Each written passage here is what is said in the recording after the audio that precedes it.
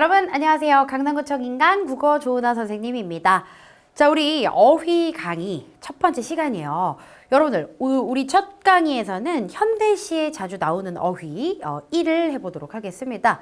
우리 이제 현대시에 나오는 어휘 1과 2로 이루어져 있고 우리가 이제 어휘 강의에서는요 1단계, 2단계, 3단계로 나눠서 이 어휘를 우리 걸로 만드는 시간을 가져보도록 할 거예요. 자, 첫 번째 1단계에서는 이 어휘를 보고 뜻과 어울리는 말을 우리가 뭐 느낌적인 느낌으로 한번 골라보도록 할 거고요. 두 번째 단계에서는 더 정확하게 뜻을 살펴볼 거고 3단계에서는 문맥에 맞게 이 어휘를 어떻게 사용할 수 있는지 적용해보는 시간을 가져보도록 하겠습니다. 자, 그러면 1단계부터 한번 살펴보도록 할게요. 우리 1단계에서 1번을 한번 살펴보도록 할게요. 눈을 움직여서 상대편에게 어떤 뜻을 전달하거나 암시하는 동작이요. 우리가 이렇게 눈으로 이렇게 할 때가 있잖아요. 그렇죠? 그러면 어떤 의미를 담고 있는 경우들이 있죠. 이럴 때 우리가 이 단어를 뭐라고 할까요? 눈짓이라고 할지 아니면 베넷짓이라고 할지 골라보는 거거든요. 자, 베넷짓이라는 말은 우리 어린 친구들이 잘 쓰지는 않는 것 같아요. 그렇죠? 근데 눈짓이라는 말은 그래도 뜻을 어느 정도 좀 생각해 볼 수 있는 쉬운 이렇게 결합된 말이 아닐까 싶습니다. 여러분들, 우리 눈으로 어떤 뜻을 전달한다. 눈짓이겠죠. 그렇죠? 요거는 우리가 쉽게 선택할 수 있을 것 같고요. 두 번째 보겠습니다. 고요하고 쓸쓸하다. 의지할 데가 없어서 외롭다. 자, 요런 뜻을 담고 있는 단어는 삭막하다일까요? 적막하다일까요? 자, 삭막과 적막 둘 다 뭔가 부정적 기운이 뿜뿜하고 있긴 하거든요. 근데 삭막과 적막을 조금 비교를 해보자면 그 정도가 더 심한 건 삭막하다인 것 같아요. 그렇죠? 적막하다는 단순히 조용하다의 의미 정도로도 쓸 수 있거든요. 자, 그러면 고요하고 쓸쓸하다, 의지할 데가 없어 외롭다의 의미에 더 적합한 거는 뭘까요? 네, 적막하다요. 자, 삭막하다는 여기에서 조금 더 부정적으로 가져야 될 것 같아요. 세 번째로 가볼게요. 칼 따위로 도려내듯 베다. 마음을 몹시 아프게 하다. 자, 이거는 애다일까요? 일다일까요? 칼로 뭔가 도려내듯 하다. 칼로 애는 느낌. 칼로 이는 느낌. 어떤 게 더 어울려요?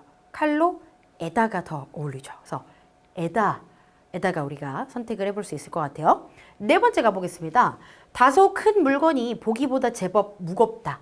사람이 점잖고 무게가 있다. 자, 육중하다와 묵직하다인데요. 둘 다 무거워 보이거든요. 근데 이런 어떤 뜻으로 더 적합한 것 바로 묵직하다. 왜냐면은 우리가 이제 사람이 점잖고 무게가 있다 어떤 성격이나 태도를 얘기할 때 육중하다라는 말은 잘 어울리지 않는 것 같아요. 묵직하다가 더 어울리죠. 그래서 이 모든 것을 포괄할 수 있는 건 묵직하다 이겠죠. 자, 그 다음에 이제 다섯 번째입니다. 의지가 굳세고 끄떡없다. 의연하다와 의젓하다인데 의연과 의젓은 비슷하긴 해요. 그렇죠? 자, 그러면 의지가 굳고 끄떡없다. 바로 의연하다. 우리가 좀 이렇게 의젓한 친구들이 있죠. 의젓한 친구들한테는 이제 의젓하다. 그러니까 좀 어른스러운 친구들한테 좀 의젓하다라고 하고, 그리고 어떤 좋지 않은 일이 있어도 태연하게 꿋꿋하게 일어서는 친구들한테는 의연하다 이렇게 얘기를 하잖아요. 그래서 이 의젓하다는 성격에 가깝고 의연하다는 어떤 상황에 따른 태도에 가깝다. 이렇게 생각해 보면 더 좋을 것 같아요. 자, 그 다음 나아지거나 나았던 병이 도로 심해지는 것. 그걸 우리가 이제 도지다와 성하다 이렇게 있는데 요거는 그래도 우리가 잘 찾을 수 있을 것 같아요. 너 또 병 도졌구나? 이렇게 할 때 물론 우리가 일상생활에서는 진짜 병이 도졌다 이런 말로는 잘 쓰지 않고 너 뭐 의심하는 거 또 도졌니? 뭐 이런 식으로 막 얘기하잖아요. 그래서 우리가 도지다라는 거는 요 뜻에 걸맞는 걸맞는 어휘로 찾을 수 있을 것 같아요. 일상에서도 많이 쓰죠. 일곱 번째. 모양이나 상태가 매우 거칠고 험하다.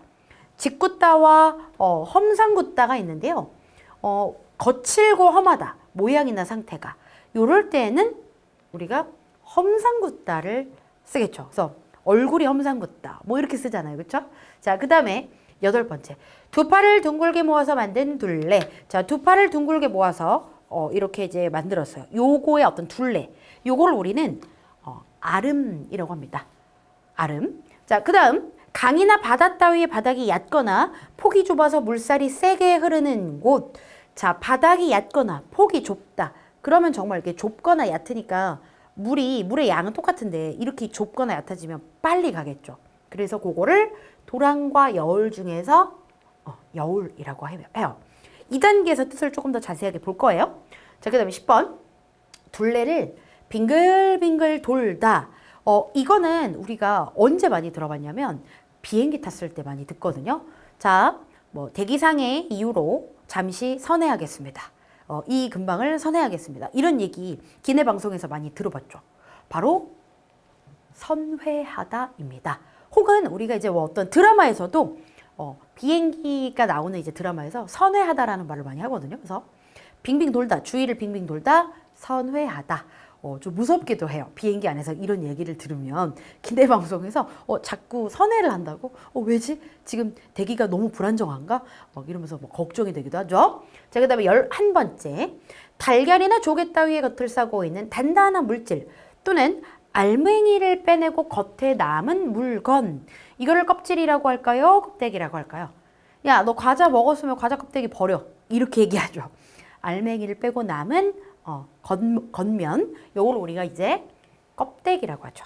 자, 그 다음에 헤아릴 수 없을 만큼 많은 것. 무심일까요? 무수일까요? 요것도 우리가 그래도 일상생활에서 좀 쓰기 때문에 무수하다로 잘 고를 수 있겠습니다. 자, 13번입니다. 말이나 행동에 진실성이나 뚜렷한 목적이 없다. 좀 철이 없는 거. 요걸 우리가 실없다, 수더분하다, 뭐라고 할까요? 실없다라고 하겠죠. 자, 그 다음에 14번째입니다. 주관이나 원칙이 없이 덮어놓고 행동하는 또는 그런 것, 맹목과 헌신이 있거든요. 자, 요거는 덮어놓고 행동하는, 주관이나 원칙 없이 그냥 막 행동하는 맹목이라고 하죠. 자, 그래서 우리가 이렇게 해서 14개의 이 뜻에 맞는 어휘들을 찾아봤고요. 그러면 이 모든 것들의 뜻을 한번 살펴보도록 하겠습니다. 2단계로 가볼게요.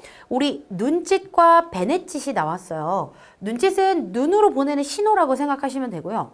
베넷짓은 아이들이 자면서 이렇게 웃기도 하고 뭐 우는 표정을 짓기도 하고 막 이렇잖아요. 이 베넷짓은 갓난아이가 자면서 웃거나 눈, 코, 입 따위를 쫑긋거리는 짓입니다. 그래서 이제 주로 이제 손자, 손녀를 보시면서 할머니, 할아버지들이 아유 베넷짓 하는 거 봐라 이렇게 얘기하시죠. 네, 그래서 아이들이 하는 이 자면서 하는 표정이라고 생각하시면 됩니다. 베넷짓. 자, 그 다음 두 번째예요. 우리 삭막하다와 적막하다가 나왔어요. 삭막하다는 쓸쓸하고 막막하다. 잊어버려서 생각이 아득하다. 그래서 조금 더 우울의 분위기가 있는 건 삭막. 적막은 고요하다. 쓸쓸하다, 외롭다 이렇게 생각을 하시면 됩니다. 그래서 삭막과 적막. 자, 그 다음 애다가 있었고요. 그리고 일다가 있었는데 애다는 칼로 도려내듯 베는 거. 그래서 마음이 아프다 할 때도 애다. 그 다음에 일다는 없던 게 생기는 거고요. 희미하거나 약화된 것이 왕성해지는 거 이제 일다라고 하거든요. 그래서 애다는 어떤 아픔, 그리고 일다는 잠잠했던 게 다시 활성화되는 거라고 생각하시면 됩니다. 자, 그 다음 가볼게요. 육중하다와 묵직하다가 나왔는데요. 육중하다는 투박하고 무거운 게 이제 육중이고요. 그래서 주로 정말 이제 몸을 얘기하거나 아니면 무게를 얘기할 때 육중하다고 얘기를 하고, 묵직하다는 무게감도 있지만 점잖고 무게가 있는 어떤 사람의 성격을 나타낼 때도 묵직하다라는 표현을 씁니다. 그렇기 때문에 묵직하다가 조금 더 뜻이 조금 더 많죠. 그래서 육중하다와 묵직하다 요거 이 두 가지를 조금 잘 구분을 할 수 있어야 돼요. 자, 그 다음 5번째. 의지가 굳세어서 끄떡이 없다. 요거는 의연하다고요. 의연하다와 의젓하다의 차이를 아까 1단계에서 잠깐 얘기를 했는데요. 의연은 실패나 좌절이나 이런 것을 겪고 나서 대하는 어떤 태도를 얘기를 하는 거고요. 의젓하다는 원래 가지고 있는 이제 성격이라고 생각을 하시면 돼요. 좀 어른스러운 거, 점잖고 무게가 있는 것, 의젓하다. 자, 그 다음 나아지거나 나았던 병이 도로 심해지는 거, 우리 이걸 뭐라 그런다? 도지다. 반면에 성하다는요, 멀쩡한 게 성하다라 그래요. 그래서 아유, 뭐 물건이 성할 날이 없네. 그러면 이거는 정말 이제 성할 날이 없는 거죠. 그래서 성하다 자체는 멀쩡한 상태를 얘기하는 겁니다. 자, 그래서 멀쩡하고 탈이 없는 상태, 성하다. 자, 그 다음 7번째, 짓궂다와 험상궂다가 나왔어요. 짓궂다는 귀찮게 하고 달갑지 않고 이런 상황. 자, 자꾸 괴롭히는 거죠. 짓궂다는 장난스럽게 괴롭히고 귀찮게 하고 달갑지 않게 하는 거고, 험상궂다는 모양이나 상태를 나타내는 말로 어떤 이 외양을 좀 나타내는 표현입니다. 그래서 험상궂다와 짓궂다. 자, 그 다음 8번의 아름과 그리고 이거는 움큼인데요.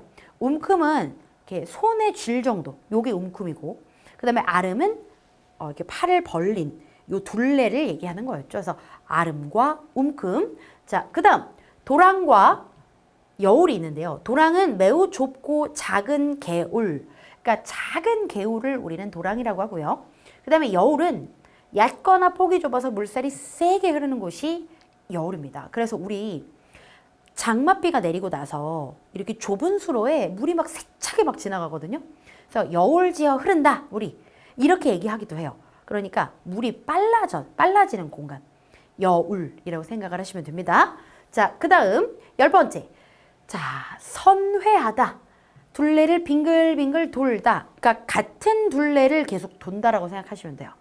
그리고 선연하다는 실제로 보는 것 같이 생생하다. 선연히 보이는 것 같았다. 요렇게 보시면 되겠습니다. 자, 그 다음 11번째. 물체의 겉을 싸고 있는 단단하지 않은 물질을 껍질이라고 하고요. 껍데기는 좀 단단한 물질, 그리고 알맹이를 빼내고 겉에 남은 물건을 껍데기라고 합니다. 자, 껍질과 껍데기. 자, 그 다음 무심하다와 무수하다. 무심하다는 아무런 생각이나 감정이 없는 상태, 그리고 관심이 없는 상태, 그리고 무수하다는 많은 게 무수하다였죠. 자, 13번째. 말이나 행동에 진실성이나 뚜렷한 목적이 없다. 약간 철없는 거랑 비슷했었죠. 실없다. 자, 수더분하다는 순하고 무던한 것을 우리가 수더분하다라고 얘기를 합니다. 자, 14번째. 주관이나 원칙이 없이 덮어놓고 행동하는 거, 너 그렇게 맹목적이야. 맹목적이라고 하죠. 그 다음 헌신적. 몸과 마음을 바쳐 있는 힘을 다하는 것 또는 그런 것. 요게 이제 헌신입니다. 자, 우리 요렇게 해서 이제 2단계까지 봤고요. 3단계는 문맥에 맞게끔 적용해 보는 거였죠. 자, 이렇게 네모 박스에 우리가 지금까지 배운 단어들이 나와 있고요. 자, 1번부터 차례대로 한번 넣어 보도록 하겠습니다.